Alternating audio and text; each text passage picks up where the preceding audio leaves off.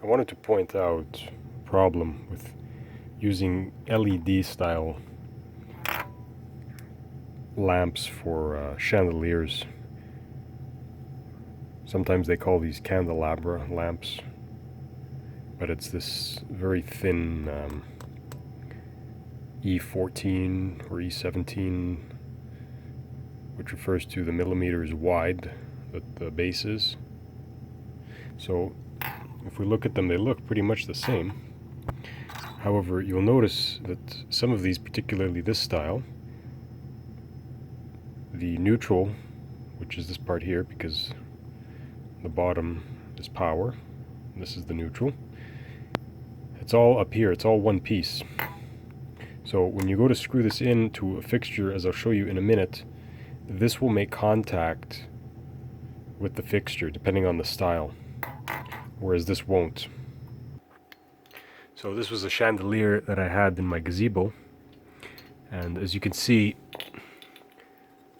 the lampshades sit on these metal cups,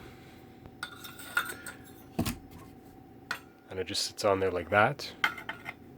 And it's actually the bulb that holds the shade on. So we'll go back to the workbench here. So you can imagine that the little threaded thing is sitting up there, and then we screw in our light bulb. And then, I don't know how I'll visualize this, but you can see the glass is basically touching the metal parts of the lampshade. If it's glass, it's absolutely no problem. But when I put in this type of a bulb here,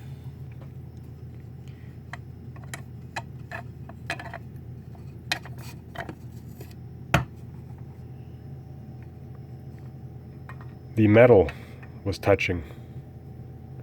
So what I tried to do was put some electrical tape around it like that, so that it wouldn't make contact, because ultimately what would happen is it was tripping the breaker, because you were having a dead short between the neutral return and the metal, the grounded metal of the fixture itself.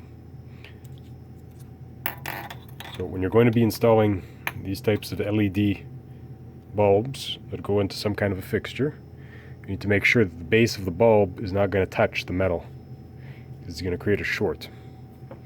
And if it doesn't set the breaker or it doesn't trip the GFCI, you can get a nasty shock when you go to touch it.